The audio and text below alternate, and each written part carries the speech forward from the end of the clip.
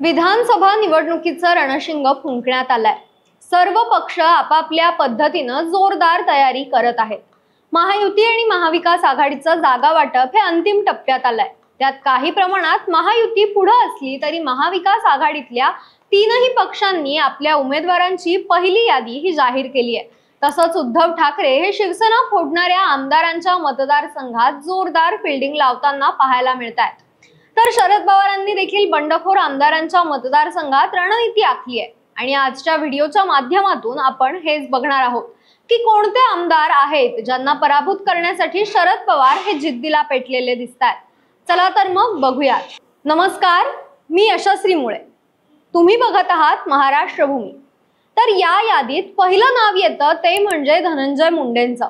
एका मुलाखतीत शरद पवारांना धनंजय मुंडेंबद्दल प्रश्न विचारण्यात आला असता शरद पवारांनी आपली नाराजी व्यक्त केली होती। तसंच त्यांना कशाकशातून बाहेर काढलं याची यादी दिली तर त्यांना फिरणं मुश्किल होईल आणि ते माझ्यावर वैयक्तिक हल्ले करतात असं म्हटलं होतं।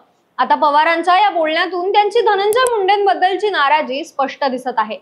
त्यातून शरद पवार हे धनंजय मुंडेंना पराभूत करण्यासाठी जोर लावतील असं देखील कळतंय आणि विशेष बाब म्हणजे पवारांनी आता धनंजय मुंडेंविरोधात फास आवळायला सुरुवात केली आहे।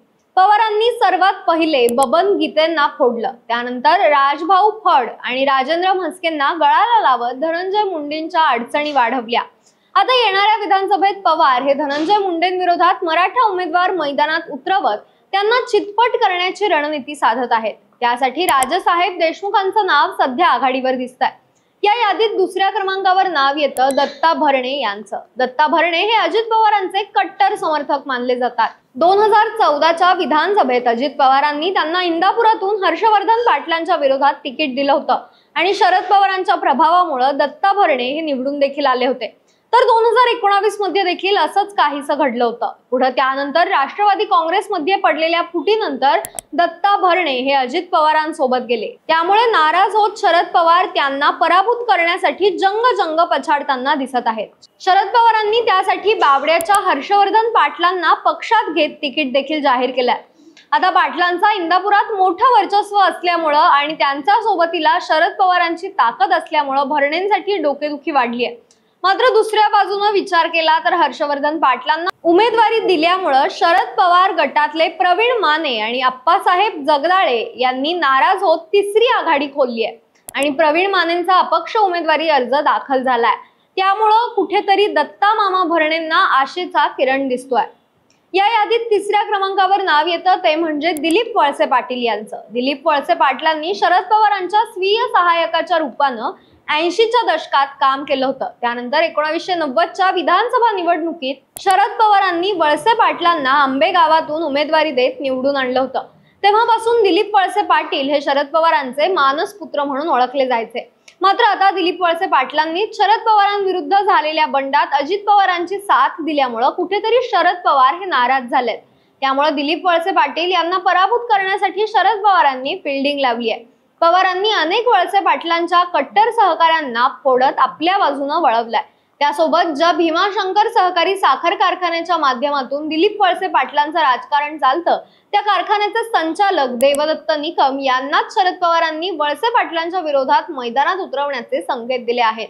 त्यामुळे दिलीप वळसे पाटलांच्या अडचणी वाढल्या आहेत। आता चौथ्या क्रमांकावर नाव येतं सुनील शेळके यांचं। 2019च्या विधानसभा निवडणुकीपूर्वी सुनील शेळके हे भाजपमध्ये होते। मात्र भाजपच्या स्थानिक नेतृत्वासोबत सुनील शेळकेंचे असलेले वाद आणि त्यातून निर्माण झालेल्या दरीमुळे त्यांना राष्ट्रवादी काँग्रेस पक्षात आणण्यात आलं होतं आणि तत्कालीन मंत्री बाळा भेगडेंच्या विरोधात मैदानात देखील उतरवलं होतं। त्यावेळी सुनील शेळकेंचा स्थानिक पातळीवर असलेले काम आणि शरद पवारांना मावळमध्ये मानणारा वर्ग या दोन्ही गोष्टींची बेरीज बसली आणि शेळकेंचा विजय झाला।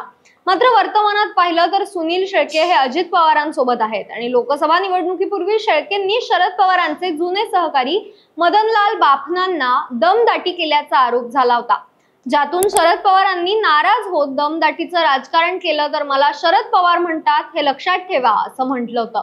आता यातून शरद पवार हे सुनील शेळकेंचा करेक्ट कार्यक्रम करतील असंच बोललं जात आहे। सध्याला तरी मावळ विधानसभा मतदारसंघातून शरद पवारांनी उमेदवारी जाहीर केली नाहीये। मात्र असं म्हटलं जात आहे की शरद पवार हे माजी मंत्री बाळा भेगडेंना पक्षात घेत निवडणुकीच्या मैदानात उतरवू शकतात। आता 5व्या क्रमांकावर नाव येतं ते म्हणजे धर्मराज आत्राम यांचं। 80च्या दशकामध्ये शरद पवारांनी विदर्भात धर्मराज आत्रामांना ताकद देण्यास सुरुवात केली आणि त्यांना निवडून देखील आणलं। तेव्हापासून धर्मराज आत्राम हे शरद पवारांचे कट्टर समर्थक मानले जायचे। मात्र त्यांनी देखील अजित पवारांची साथ दिल्यामुळे शरद पवार त्यांच्यावर देखील नाराज असल्याचं पाहायला मिळतंय आणि त्या नाराजीतूनच शरद पवारांनी थेट आत्रामांच्या मुलीलाच अहेरीतून निवडणुकीच्या मैदानात उतरवलाय। आता स्वतःची मुलगी विरोधात असल्यामुळे धर्मराज आत्रामांवर नैतिक दबाव असेल, तसंच मुलीविरोधात कोणत्या मुद्द्यांच्या माध्यमातून प्रचार करायचा हा देखील एक प्रश्न धर्मराज आत्राम यांच्यावर असेल। त्यामुळे शरद पवारांनी त्यांचा देखील करेक्ट कार्यक्रम केलाय असंच दिसतंय। तर यावर तुम्हाला काय वाटतं? आणखी कुठल्या आमदारांच्या विरोधात शरद पवार हे डाव आखताना दिसत आहेत? आम्हाला कमेंट्सच्या माध्यमातून नक्की कळवा। धन्यवाद।